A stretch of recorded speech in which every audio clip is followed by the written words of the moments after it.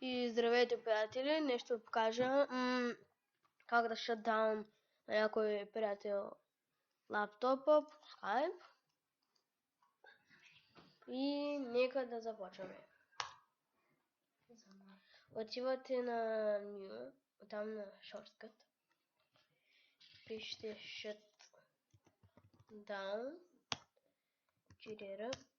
черета.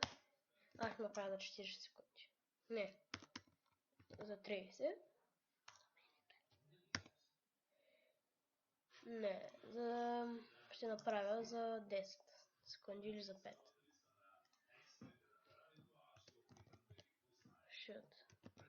Shutdown черета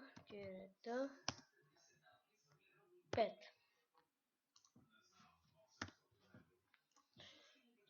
Алек.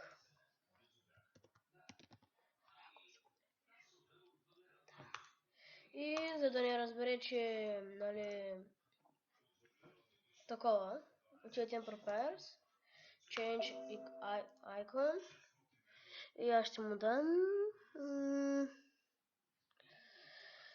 дам все едно е видео. Окей, след това Apply и окей. След това отивате на Skype и му го пращате.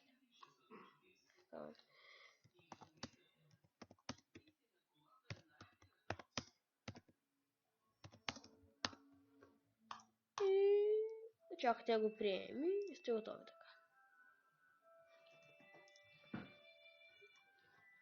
И сега само трябва да изчакам. И сега трябва да изчакам да приеми само.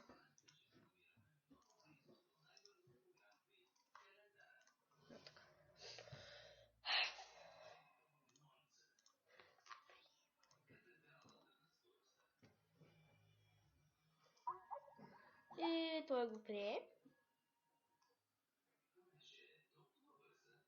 И файлът е преместен. И сега му изгасна на комп. И чао от LOL Troll